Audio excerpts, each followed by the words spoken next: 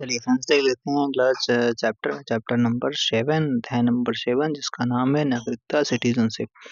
पहला सवाल की शुरुआत होती है, नागरिकता संशोधन अधिनियम जो है भारत के संविधान के किस भाग के अंतर्गत आता है? तो भाग 2 में आता है।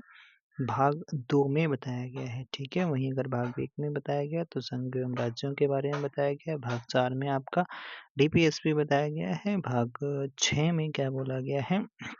भाग 6 में राज्यों के बारे में बोला गया। भाग 5 में संघ के बारे में बोला गया, ठीक है। तो ये चीज़ें आपको सबको पता हैं। तो भाग इसका क्या हो जाएगा? भाग नंबर 2 हो जाएगा। चलिए अगले सवाल पे चलते हैं।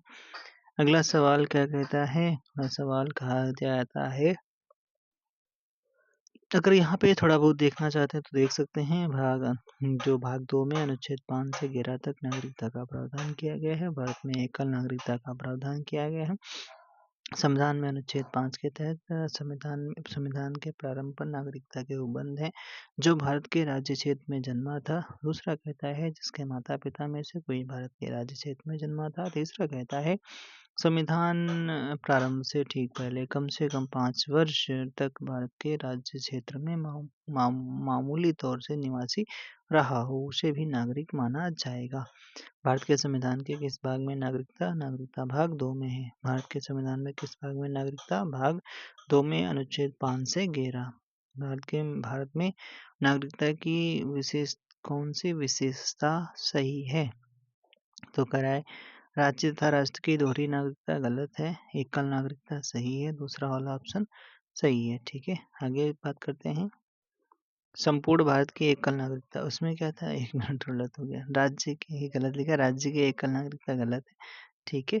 जो आपका है संपूर्ण भारत में एक ही नागरिकता है, एकल नागरिकता, सी वाला सही है। अगला सवाल है, भारत के संदर्भ में कथनों पर विचार कीजिए। भारत में केवल एक ही नागरिकता और एक ही अधिवास है, एकदम सही बात है। जो व्यक्ति जन्म से नागरिक हो केवल वही राष्ट्राध्यक्ष बन सकता है, ये पॉइंट गलत है। जिस विदेशी को एक बार नागरिकता दे दी गई है, किसी भी परिस्थिति में उसे उससे वंचित नहीं किया जा सकता। क्यों नहीं किया जा सकता? गड़बड़ करोगे वहीं वंचित किया जा सकता है, ठीक है। ओके। अगला सवाल है कि हाँ, अगला सवाल है, देशीकरण के द्वारा नागरिकता प्राप्त करने का आधार क्या है? तो सिलेक्शन होता है, चयन होता है इसमें। चयन, देशीकरण द्वारा नागरिकता प्राप्त करने का आधार चयन है। देशीकरण द्वारा नागरिकता प्राप्त करने के आधार, कोई भी विदेशी नागरिक भारत सरकार से देशीकरण का प्रमाण पत्र प्राप्त करने के लिए आवेदन कर सकता है। निर्दिष्ट शर्तें पूरी करने तथा देशभक्ति की शपथ लेकर वह नागरिकता के लिए आवेदन दे सकता है। पूर्णतः संतुष्ट होने पर भारत सरकार नागरिकता का प्रमाण पत्र उसे दे सकती है। अगला सवाल है, निम्नलिखित में से कौन नागरिकता के अर्जन हेतु शर्तों को नियत करने के लिए सक्षम है? कौन भैया होगा? तो संसद ही तो होगी, संसद को ही पावर दी गई है नागरिकता से संबंधित जो भी प्रावधान वगैरह होंगे। तो नागरिकता कितने प्रकार से ग्रहण की जा सकती है? जन्म से, वंश परंपरा द्वारा, देशीकरण द्वारा, पंजीकरण द्वारा, भूमि विस्तार द्वारा। भारतीय नागरिकता नहीं प्राप्त की जा सकती है पैसा वगैरह दे करके, आरबीआई के बैंक में धन जमा करके नहीं की जा सकती है। नागरिकता संशोधन अधिनियम 1955 के अंतर्गत निम्नलिखित में से किसके द्वारा कोई व्यक्ति भारत का नागरिक बन सकता है? हाँ, बन सकता है। जन्म के द्वारा बन सकता है, उद्भव के द्वारा, पंजीकरण द्वारा, राष्ट्रीयकरण के द्वारा, राज्य क्षेत्र के मिल जाने से।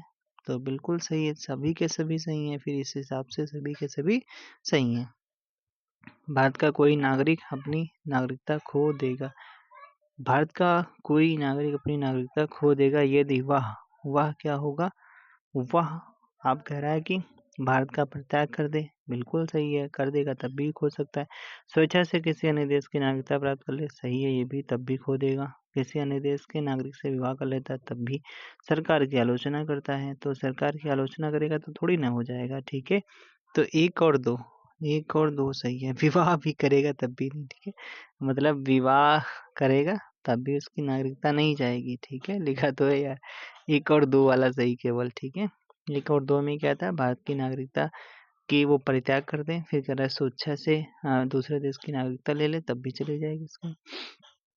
देखते हैं, भारत नागरिकता अधिनियम 1955 में अधिनियम या संवैधानिक व्यवस्था के अनुसार नागरिकता की समाप्ति के 3 कारण बताए गए। पहला, स्वैच्छिक परित्याग। दूसरा कारण बर्खास्तगी के द्वारा या अन्य देश की नागरिकता ग्रहण करने पर, वंचित करने पर, यानी राजद्रोह आदि के कारण। ठीक है, किसी अन्य देश के नागरिक से विवाह करने व सरकार की आलोचना करने से नागरिकता समाप्त नहीं होती है। अच्छा, एक व्यक्ति अपनी नागरिकता खो देगा यदि क्या होगा, वह नागरिकता का स्वेच्छा से परित्याग कर दे। हाँ, अच्छा, यदि अपनी नागरिकता खो देगा यदि वह स्वेच्छा से परित्याग कर दे, सही है। सरकार उसकी नागरिकता वापस ले ले, सही है। वह स्वेच्छा से अन्य देश की नागरिकता ले ले, सही है। तो इसका मतलब सभी सही है। अगले सवाल पे चलते हैं। नागरिकता अधिनियम 1955 के अंतर्गत पंजीकरण द्वारा भारतीय नागरिकता प्राप्त करने के लिए भारतीय मूल के व्यक्ति को भारत में कितने वर्ष बिताने होंगे? 7 साल बिताने होंगे। कितने? 7 साल। और देशीकरण में कितना होता है? 12 साल। आगे बात करते हैं। कह रहा है कि नागरिकता का अर्थ क्या होता है? तो नागरिकता का अर्थ होता है नागरिकों के पूर्ण सिविल तथा राजनैतिक अधिकार। सही है। फिर कह रहा है कि लोकसभा और हर राज्य की विधानसभा के निर्वाचन के लिए मताधिकार। अच्छा, संसद तथा विधानसभाओं का सदस्य बनने का अधिकार। तो यहाँ पर 1 और 3 सही हो जाएगा। ठीक है, 1 और 3 सही हो जाएगा। भारतीय संविधान के प्रावधानानुसार नागरिकों को पूर्ण सिविल एवं राजनैतिक अधिकार प्राप्त हैं। उन्हें उपयुक्त अर्हता प्राप्त होने पर संसद व विधानसभाओं का सदस्य बनने का भी अधिकार प्राप्त है, परंतु मताधिकार का अधिकार उन्हें अपने निवास वाली विधानसभा के चुनाव क्षेत्र में ही कर सकते हैं। नागरिकता संशोधन अधिनियम 2019 को संसद ने किस तिथि को पारित किया था? तो ये 11 दिसंबर 2019 को पारित किया था। किस अगला सवाल है अगला सवाल है, कथनों पर विचार कीजिए। अनिवासी भारतीय है जैसे NRI भारत में रुपया लेखा और विदेशी मुद्रा लेखा दोनों नहीं रख सकते। अच्छा, फिर क्या करा? राष्ट्रीय महिला आयोग ने संस्तुति की है कि अनिवासी भारतीयों के लिए के विवाहों का पंजीकरण अनिवार्य कर दिया जाए। तो क्या है? दोनों सही है। ठीक है, ऐसा व्यक्ति जो भारत का नागरिक या भारतीय मूल का है और भारत के बाहर कम से कम 183 दिन निवास करता है, अनिवासी या भारतीय NRI कहलाता है। अनिवासी भारतीय कहलाता है, यानी NRI कहलाता है अगर वो क्या कहता है, कम से कम 183 दिन बाहर रहता है, भारत के बाहर रहता है। अनिवासी भारतीय भारत में रुपया लेख और विदेशी मुद्रा लेखा दोनों नहीं रख सकते। हाल ही में राष्ट्रीय महिला आयोग ने संस्तुति दी है कि अनिवासी भारतीयों के लिए के विवाहों का पंजीकरण अनिवार्य कर दिया जाए। NRI के लिए उपलब्ध विभिन्न सुविधाएं निम्न है, जैसे अचल संपत्ति में निवेश, कर देयता में छूट, जमाओं की जमानत पर ऋण की सुविधा, विदेशी मुद्रा में जमा का आहरण, शेयरों तथा प्रतिभूतियों में निवेश, भारतीय संस्थाओं तथा कंपनियों में जमा। कौन सा कथन एक प्रवासी भारतीय नागरिक के बारे में सही नहीं है? तो प्रवासी भारतीय के बारे में सही नहीं है। यह एक OCI ओवरशिप सिटीजनशिप इंडिया अच्छा किसी दूसरे देश का नागरिक होता है। तो सही है। एक OCI के पास भारत आने के लिए एकाधिक प्रवेश दीर्घकालिक वीजा होता है। सही है। एक OCI सभी मामलों में NRI के बराबर होता है, ये गलत है।